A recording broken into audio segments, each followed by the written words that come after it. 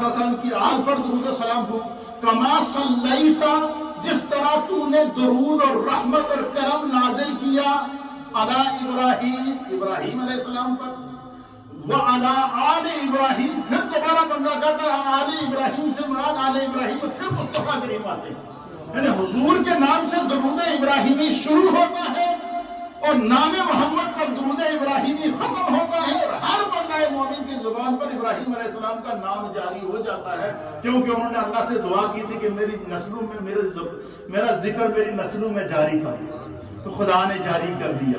یہ بھی دعا ہے، یہ بھی کیا ہے؟ ابراہیم علیہ السلام نے اللہ سے کیا خواہش ظاہر کی کہ اللہ میں جب دنیا سے ظاہری طور پر پردہ فرما جاؤں تو میری اولاد میرا ذکر کرے، کیا کرے؟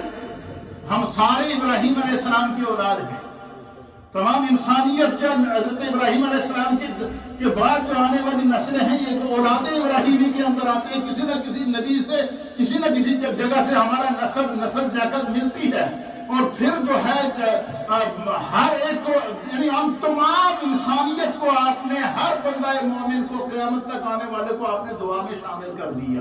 یہ دعا کی عالمگیریت ہے، یہ دعا کا وہ تصور ہم لوگوں نے یہ سمجھا کہ صرف دعا ہاتھ اٹھانے کا نام ہے، نہیں، دعا نام یہ ہے کہ بندہ اہم، حضور علیہ السلام نے فرمایا کہ سب سے بہترین دعا کیا ہے؟ جو بندہ اس کے لیے دعا کرے جو اس کے سامنے نہ ہو۔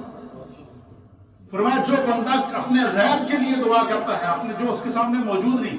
اب مثلا آج کی جو دعا ہے یہ طارق فاروق صاحب کے اصالہ ثواب کے لیے منعقد کی گئی، وہ آج دنیا میں نہیں، آج دنیا میں نہیں ہیں، آج ہم ان کا اصالہ ثواب کر رہے ہیں، ان کا نام لے کر کتنے لوگ آپ یہاں آئے ہیں، دور دراز سے آئے ہیں، آپ کو دین کا پیغام ملا یا نہیں ملا؟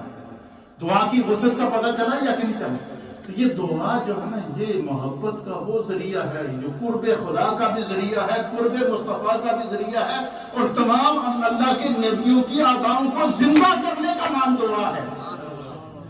اتنی بڑی اس دعا کے اندر خدا نے وسعت رکھی ہے، کریمی رکھی ہے، رحیمی رکھی ہے، اس لیے یہ جو دعائیں ہوتی ہیں یہ بڑی مقبول ہے۔ اور پھر جو دعا اجتماعی دعا ہو اس کا ثواب زیادہ ہوتا ہے۔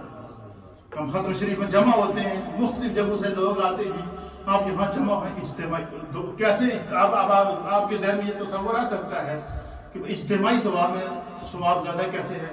اس کی علامت یہ ہے کہ بندہ ظہر کی نماز پڑھے، کیا کرے؟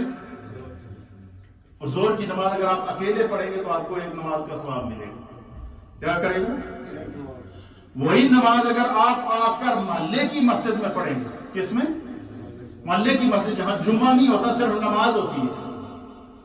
بخاری شریف کی حدیث ہے، اس کو صاحب مشکات بھی نقل فرمایا اور دیگر محدثین نے حدیث کو نقل فرمایا کہ وہ علماء اور محدثین لکھتے ہیں کہ اگر بندہ اکیلے میں نماز پڑھے تو حضور علیہ السلام نے کیا فرمایا کہ اس سے بندے ایک نماز کا ثواب ملے گا، اور وہی نماز اگر بندہ اگر محلے کی مسجد کے اندر پڑھے گا جس میں جمعہ نہیں ہوتا، صرف عام نماز ہوتی ہے، جو محلے میں چھوٹی چھوٹی مسجد بڑی ہوتی ہے نا، محلے کی مسجد میں اگر بندہ نماز جماعت سے پڑھے گا تو وہ نماز وہی ہے، اجر بڑھ جائے گا، وہ اجر 27 نمازوں کا۔ کیوں؟ اب وہ اکیلے پن سے نکل کر وہ جماعت میں آ گیا، وہ اجتماع کے اندر آ گیا، ہر اجتماع میں برکت ہے، بہت سارے لوگوں کی نمازیں جمع ہو کر وہ اکٹھے ہو کر خدا کی عبادت کرتے ہیں۔ تو آپ فرمایا کہ اگر محلے کی مسجد میں وہی نماز پڑھے گا، اکیلے پڑھے گا تو ایک نماز کا ثواب، وہی نماز اگر محلے کی مسجد میں پڑھے گا تو 27 نمازوں کا ثواب جماعت کے ساتھ، اور وہی نماز نبی پاک نے فرمایا کہ اگر بندہ جامع مسجد کے اندر اگر جماعت سے پڑھے، کس کے اندر؟ جامع مسجد، چونکہ اس کے اندر پورے ہفتے کے نمازی جمع ہوتے ہیں، کیا ہوتے ہیں؟ پورے محلے کے نمازی اکٹھے جمع ہو کر جمعہ ادا کرتے ہیں، اس لیے اس مسجد کو جامع مسجد قرار دے دیا گیا۔ تو فرمایا جو وہی نماز اگر بندہ جامع مسجد کے اندر آ کر جماعت سے پڑھے گا، نماز وہی ہے، نبی پاک نے فرمایا ایک نماز کے بدلے اللہ 500 نمازیں ادا کرنے کو۔ یہ ہے اسلام کی وسعت۔ اور پھر فرمایا یہی نہیں، اگر بندے کو خدا نے توفیق دی تو بندہ مسجد اقصیٰ میں چلا گیا، کہاں چلا گیا؟ بیت المقدس کے اندر چلا گیا، مسجد اقصیٰ میں اندر چلا گیا، جہاں سے نبی پاک صلی اللہ علیہ وسلم کو معراج ہوئی تھی، وہاں چلا گیا۔ تو فرمایا اگر وہاں جا کر بندے نے نماز ادا کی، نماز وہی ہے، ایک نماز کا ثواب 25,000 نمازوں کے برابر اللہ تعالیٰ۔ کیوں؟ اب بندہ سفر کرتے کرتے اس مقام پر پہنچ گیا جہاں پر اللہ کے ہر نبی نے سجدہ کیا ہے. اس نے زمین کے اس ٹکڑے پر سجدہ کیا ہے جہاں پر اللہ کے ہر نبی نے سجدہ کیا ہے. اس لیے انبیاء اکرام کے سجدوں کی برکت سے، انبیاء اکرام کے اس زمین پر قدم لگنے کی برکت سے فرمایا جو بندہ مسجد اقصی کے اندر، بیت المقدس کے اندر جا کے نماز پڑھے گا، اللہ اسے 25,000 نمازوں کا ثواب عطا. مجھے بتائیں جس جگہ نبی کے قدم لگ جائیں وہاں سجدہ کرنے کا اگر 25,000 نمازوں کا ثواب ہے تو جو بندہ انبیاء اکرام کے قرب میں ان کے مزارات کے اوپر جا کے دعا کرے اسے کتنا اجر ملے گا. اور پھر رسوئی فرمائے کہ پھر اور اس کے اندر وسعت دیکھیے. فرمائے کہ بندہ اگر سفر کرتے کرتے بیت اللہ شریف میں پہنچ گیا، بیت اللہ شریف خانہ کعبہ کے اندر پہنچ کر وہاں آ کر وہی نماز اس نے ادا کی، وہ نماز جسے اگر اکیلے ادا کرتا تو ایک نماز کا ثواب، وہی نماز اس نے محلے کی مسجد میں ادا کی تو 1 سے 27 کا اجر مل گیا. وہی نماز اس نے جامع مسجد میں ادا کی تو 27 سے 500 کا ثواب مل گیا. وہی نماز اس نے جیسے جیسے جگہ کی فضیلت بڑھتی گئی اجر بڑھتا جا رہا ہے. اور وہی نماز اگر اس نے بیت المقدس میں ادا کی تو 25,000 نمازوں کا ثواب، اور وہی نماز اس نے بیت اللہ کے اندر ادا کر دی تو فرمایا اس کو 1,00,000 نماز کا اللہ ثواب عطا. اور فرمایا وہی نماز اس نے اگر نبی پاک صلی اللہ علیہ وسلم کے مسجد نبوی شریف کے اندر ادا کی تو ایک روایت کے مطابق اسے 50,000 نمازوں کا ثواب ملے گا، اور ایک روایت کے مطابق اسے اللہ 1,00,000 نمازوں کا ثواب عطا. یہ اجتماع کی برکت ہے. اسی طریقے سے اکیلے دعا کی برکت بہت ہے، لیکن اجتماعی طور پر جو دعا کی جاتی ہے اس میں کچھ خدا کے نیک بندے ہوتے ہیں، کچھ وہ ہوتے ہیں کہ اللہ چاہتا ہے کہ بس یہ میرا بندہ ہاتھ اٹھائے تو میں سب پر اس کے صدقے کرم کر دوں. کچھ وہ ہوتے ہیں جو گناہگار ہوتے ہیں، ان کے صدقے جو نیکوکار ہیں ان کی برکت سے خدا سب کو بخش دیتا ہے. اس لیے فرمایا کہ یہ جو اجتماعی طور پر دعائیں ہوتی ہیں یہ بخشش کی علامت ہوتی ہیں. اور اجتماعی طور پر دعا اگر بندہ اکیلا بھی دعا کرے تو اب ابراہیم علیہ السلام نے اکیلے دعا کی تھی، لیکن دعا کیا کی؟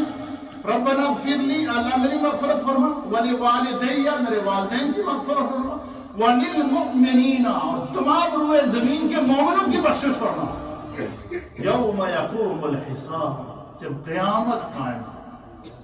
فرمایا جب قیامت قائم ہو تو جو شخص اس قیامت میں ایمان لے کر آئے، ابراہیم علیہ السلام نے ہر ایک کی بخشش کی دعا کی. یہ ہے دعا کی عالمگیریت. خدا ہمیں اس کو سمجھنے کی توفیق عطا فرمائے. کہ دعا کی اہمیت پر چند کلمات میرے ذہن میں آئے تو میں نے سوچا آپ کو خوبصورت ایک قرآنی پیغام دے دوں، اور ان مجلسوں سے ہمیں سیکھنا چاہیے. ہمارے ہاں ختم شریف کا یہ تصور بن گیا آؤ روٹی کھاؤ اور چلے جاؤ. نہیں، روٹی ہر آدمی گھر میں کھاتا ہے، لیکن اس روٹی میں خدا نے بڑی شفا رکھی، کیونکہ بندہ یہاں قرآن بھی پڑھتا ہے، دعا بھی کرتا ہے، ذکر بھی کرتا ہے، وہ پھر وہ لنگر شفا بن جاتا ہے. کیا ہو جاتا ہے؟ نبی پاک نے فرمایا اطعام الطعام، لوگوں کو کھانا کھلایا کرو، اس میں بڑی برکت ہے. افشاء السلام، لوگوں میں سلام کو عام کیا کرو، حضور نے فرمایا اس میں بڑی برکت ہے. سرکار نے فرمایا اپنے کسی مسلمان بھائی کو دیکھو کہ بیمار ہے تو اس کی عیادت کیا کرو، کوئی فوت ہو جائے تو اس کے جنازے میں جایا کرو. یہ وہ انسانی اقدار ہیں جو میرے مصطفیٰ کریم نے ہمیں سکھائی ہیں. خدا ہمیں سمجھنے کی توفیق عطا فرمائے. یہ دین اسلام ہے اور اسلام بڑا عالمگیر دین ہے، صرف اس کو سمجھنے کی دیری ہے. ہر چیز کا حل اللہ نے قرآن و حدیث اور سیرت مصطفیٰ میں رکھا ہے. مسلمان کو اس سے باہر جانے کی ضرورت ہی نہیں. آج کل کے جو روشن خیال لوگ ہیں نا، تو کہتے ہیں ہمارا جسم ہماری مرضی. اللہ تعالیٰ اس وبا سے، ہم یہاں یورپ میں رہ رہے ہیں، ہمیں یہ نعرہ یہاں نصیب نہیں، سننے میں نہیں آئی جو ہمارے ملک کے اندر سنایا جا رہا ہے. ہم یہاں یو کے میں بیٹھ کر یہ بات کریں کہ آپ لوگوں کو بہت سینئر لوگ ہیں، 40 سال ہو گئے، آپ نے کبھی سنا کہ یہاں ہم نے کوئی نعرہ سنا ہو کہ میرا جسم میری مرضی؟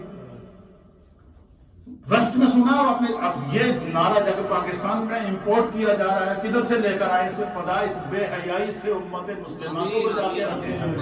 اللہ تعالیٰ ہم سب کو محفوظ رکھے. اور یہ پاکیزہ محفل ہے، تھوڑا سا ذکر اور پھر دعا کرتے ہیں. اللہم صلی علی